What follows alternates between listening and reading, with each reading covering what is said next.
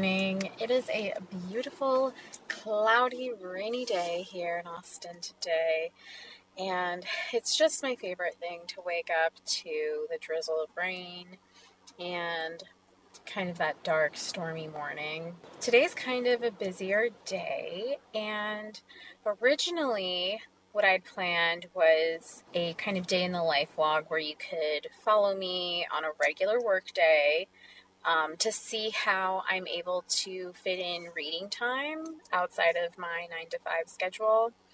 And then I looked at my actual schedule today and I was like, oh, it's kind of busy. Maybe it's not a good idea. But you know what? I think it actually is kind of perfect because realistically, most days might look like this for a lot of us. It's just a lot easier to fit in reading time when you have a lot more free time, downtime throughout your day. But I really try to prioritize reading every day, and I think it might be helpful to see what that looks like on a particularly busy day in my life. So we're grabbing some coffee. We're headed to work remote from the library today. I have a doctor's appointment, and then this evening we are going to a baseball game. Unless it gets rained out, I don't actually know a lot about baseball and how that works. So TBD. But I'll show you guys how much I'm able to fit in reading-wise. I just started a new book from this month's TBR, Distant Fathers. I started it this morning, and I'm already so intrigued and so excited.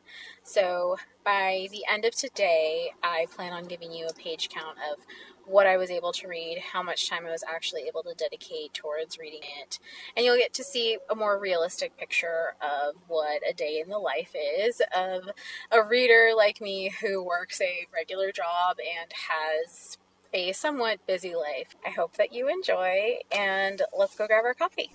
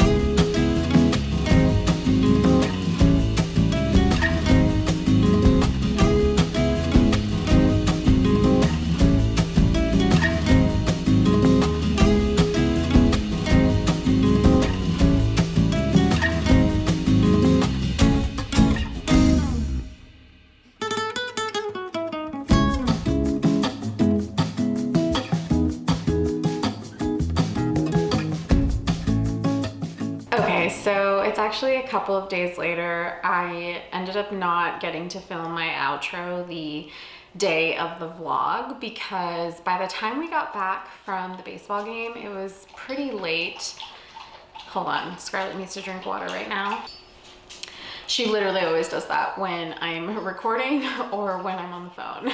Anyway, by the time we got home, it was very late, or late for me since I had to work the next day. Yeah, it was just way too late for me to record anything. And I mean, I probably should have just done it because what happens when I don't take care of things like right then and there is that they end up dragging for a little bit longer than they need to. So here we are 2 days later with me filming the outro for this video that's going up late. But you know, we are learning as we go.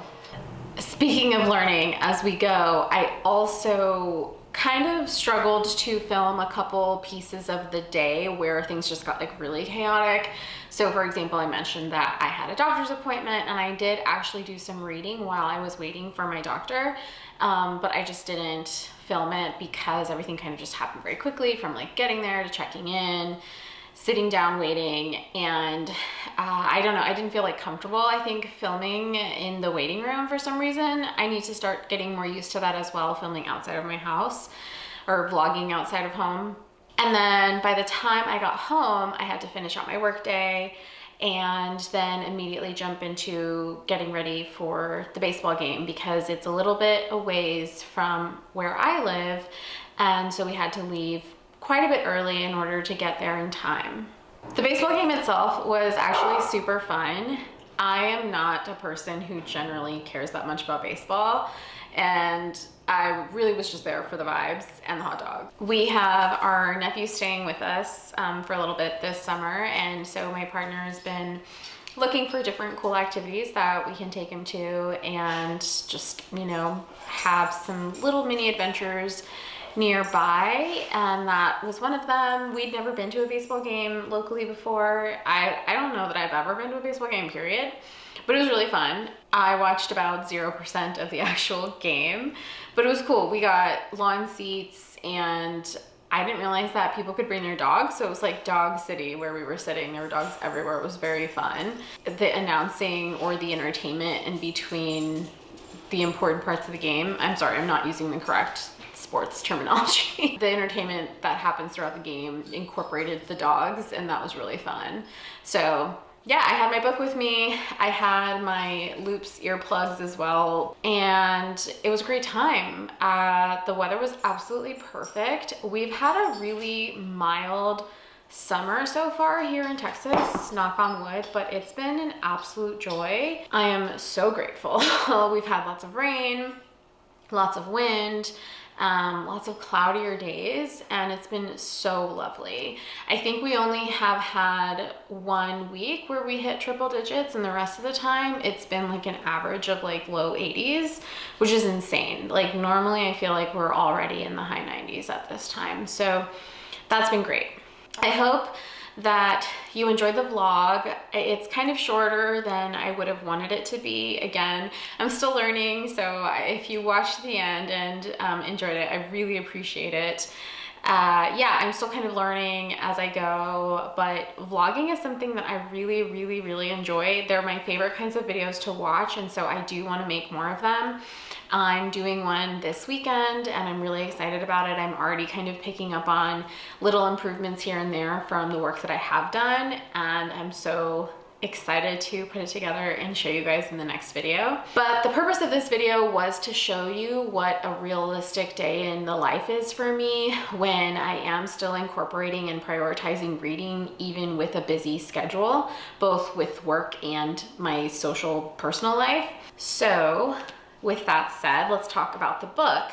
So I started Distant Fathers the morning that I started filming the vlog. So I'm really kind of able to give you a very like clear picture of how many pages and how far I got into the book. I would say I actually could have even incorporated more time reading than I actually did. But because I had my nephew with me for parts of the day, there were just times where it didn't make sense for me to read because I was responsible for being the adult caretaker in the situation. The biggest things I can say make a difference. One is always having the book with me, whether it's a physical book, an audiobook, or an ebook, always having it with me for those pockets, like when I was waiting at the doctor's office. That was probably only about 5 minutes of actual reading, but it adds up, right? Definitely waking up early to have that morning time for me is very important, and that's when I get a good chunk of reading done for the day. And then in the evening as well, if we hadn't gone to the baseball game and it had been like a normal evening at home, it would have been maybe an hour of reading or maybe less, but at least 30 minutes of reading, either on my couch or as I'm getting ready for bed, or maybe at dinner, because sometimes my partner gets home later than dinner time, and I usually end up eating dinner at home alone during the week. So I was able to read about 40-ish pages of Distant Fathers. That includes the translator's note and a special introduction by a friend of the author.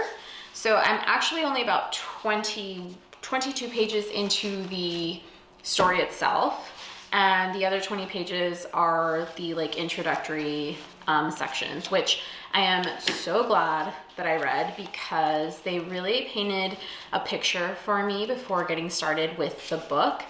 And I was even more obsessed with it as I was reading the translator's note and the other introduction. This woman's story is just really fascinating, and I find that I feel like I really relate to her.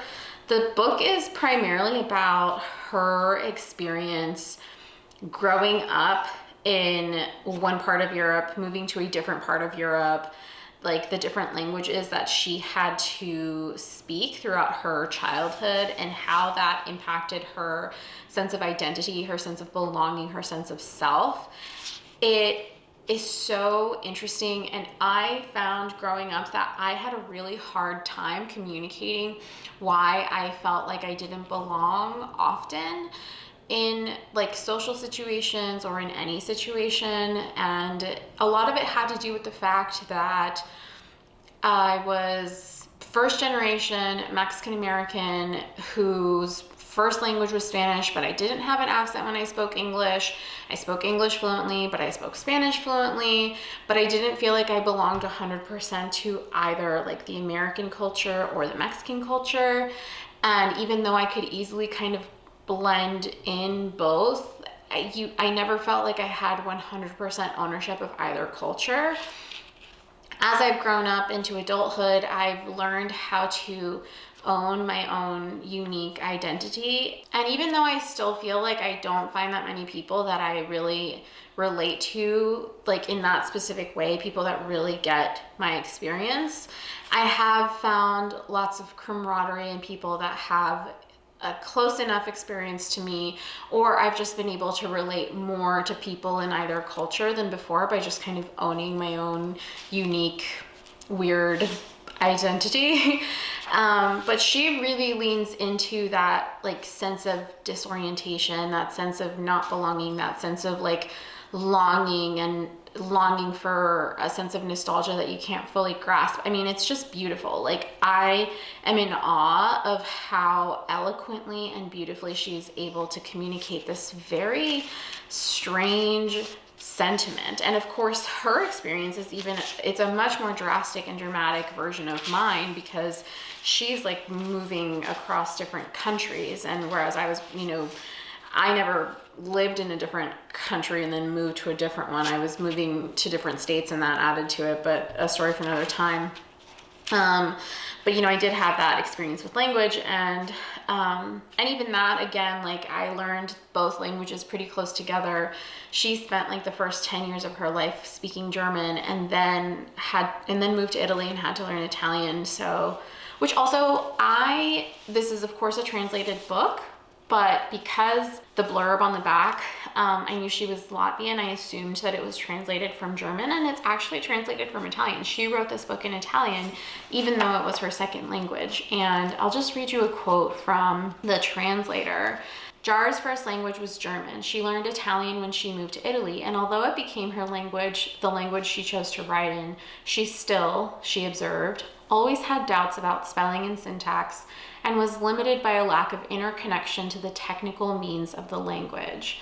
And I annotated this part and I wrote, the insecurity of speaking a second language compounds the sense of not belonging, because that's what I felt. Even though, like I said, I speak both languages fluently, there's still a sense of insecurity. You can ask my friend Sarah. I often will text her like for specific idioms or idiomatic phrases or things like that. I'll text her like, wait, is it this or is it this? Because I'm not exactly certain. And it's the same thing in Spanish, and Spanish is my first language. I have the same kind of issues. So again, I'm so touched and moved by this woman's ability to really put to words what I have felt baffled by my entire life. The book is kind of divided into 3 sections, which are like 3 different phases of her life, and it's really beautiful. I'll read you the first paragraph of the actual story. There are days when the sky above Turin is immense.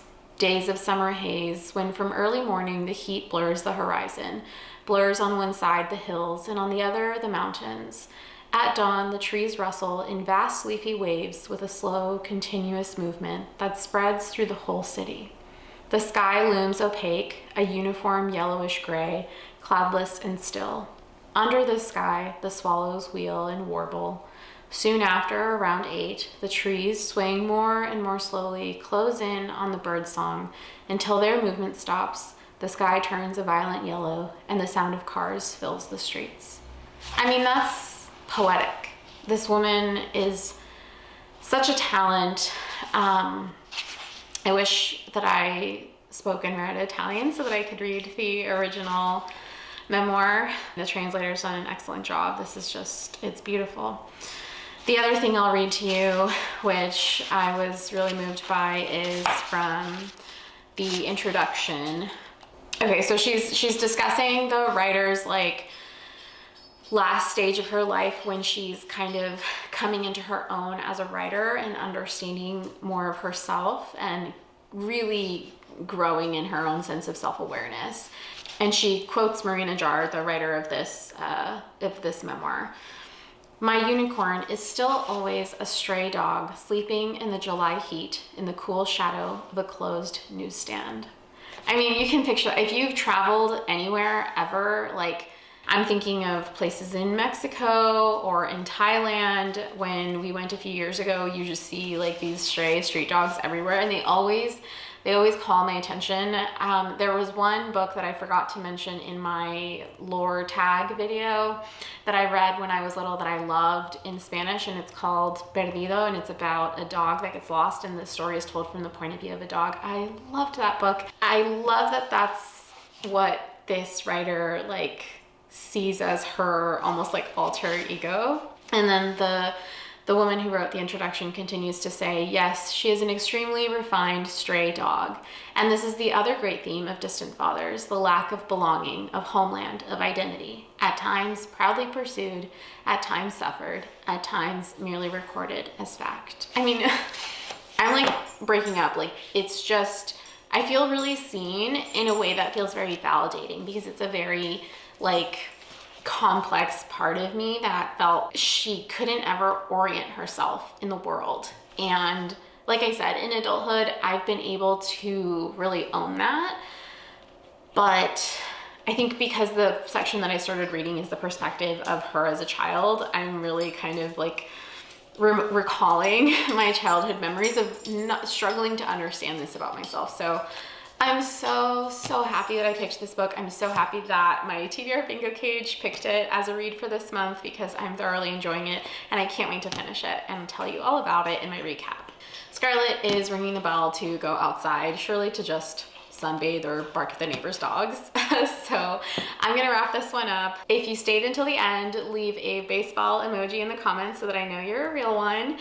Thank you so much for watching. I'm so thrilled to be making more vlogs, and I can't wait to share more with you in the future. Be sure to give this video a like and share with your book bestie. Don't forget to subscribe so that you don't miss any future content. And until the next one, I will see you next time. Bye.